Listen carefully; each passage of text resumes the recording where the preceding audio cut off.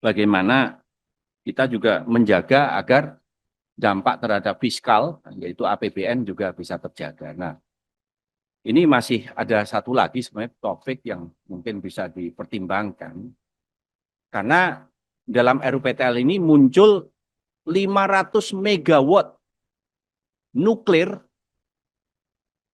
di RUPTL antara 2025 sampai 2034.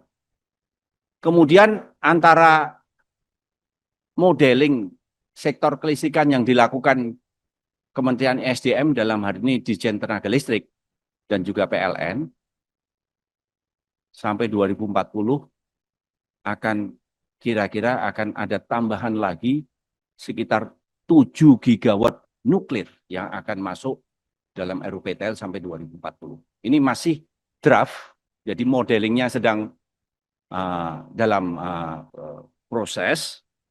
Nah, untuk itu di sini perlu adanya juga pembahasan mengenai nuklir yang dimasukkan dalam Undang-Undang Ketenaga Listrik yang terpadu dalam hal ini, karena tentu saja ini perlu adanya suatu strategi, ini perlu adanya kebijakan dari pemerintah, ini perlu pembangunan kapasitas dari institusi yang terkait, kemudian ini perlu adanya suatu kebijakan policy, ini memerlukan dukungan politik, bahwa ke depan dengan adanya perubahan iklim ini diperlukan energi yang affordable untuk mendukung pertumbuhan ekonomi yang masif, untuk menciptakan lapangan kerja, untuk mengundang investasi yang baru, kemudian untuk memakmurkan rakyat. Tetapi dalam hal ini juga diperlukan juga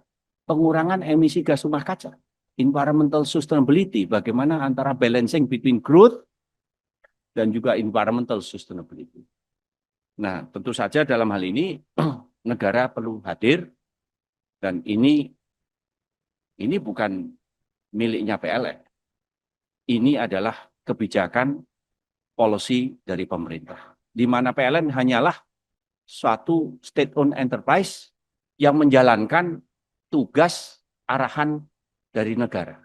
Jadi kami hanyalah mengoperasionalisasi apapun kebijakan dari pemerintah, maka di sini perlu pengembangan dan pemanfaatan terutama dari nuklir, karena 500 megawatt dalam RUPTL itu hanyalah tahap pertama, dan untuk nanti sedang pembahasan RUPTL sampai 2040 bisa sampai sekitar 7 gigawatt.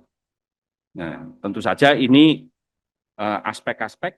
Pak Direktur Legal perlu menambahkan, silakan.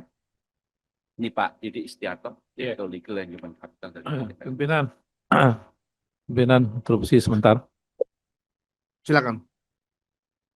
Pak Dirut, mungkin juga perlu disampaikan Pak, karena kita masih tahap awal brainstorming untuk undang-undang ketenaga listrikan.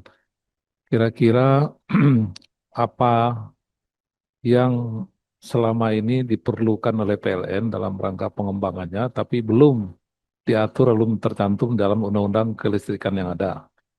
Terus yang kedua, apa yang juga di dalam undang-undang yang ada sekarang dianggap menghambat perkembangan PLN ke depan, supaya bisa menjadi bahan diskusi kita nantinya ke depan. Jadi tolong disampaikan saja Pak Dirut, nggak usah juga sungkan terkait kewenangan pemerintah dan lain sebagainya. Yang penting bagaimana Pak Dirut menyampaikan nanti hal-hal yang memang itu bertujuan untuk kemajuan PLN. Bahwa itu kewenangan pemerintah yang diambil alih oleh PLN dan lain sebagainya, itu menjadi diskusi kita bersama, Pak. Itu saja, pimpinan. Ya. Oke, silakan Pak. Pimpinan, nanti kita sebentar Pak. interupsi sedikit pimpinan. Ini nanti kalau enggak kacau nih. Saya biar Pak Dirut selesai dulu, saya pikir. Sebelum atau ya udah boleh. Pak Dirut silakan diselesaikan dulu deh Pak Dirut. Langsung menjawab. Boleh. Udah selesai Pak Dirut sudah selesai semua? Ini kami akan, Direktur Legal Untuk yang kami dari legal akan kan, ya? sedikit mengelaborasi. Oke. Saya pikir nanti tolong jawab yang Pak Mulyadi nanti, ya kan. Tapi tolong Pak Didi dilanjut dulu untuk penyelesaiannya. Silakan Pak Didi. Mungkin ini interupsi pimpinan. Kalau saya itu kan kepentingannya Pak Dirut bukan buat saya ya. Sebetulnya dalam rangka kepentingan undang-undang ini, Pak. Tolong dielaborasi sedikit nanti Pak Dirut. Ya. Sebelum sampai ke pertanyaan teman-teman semua.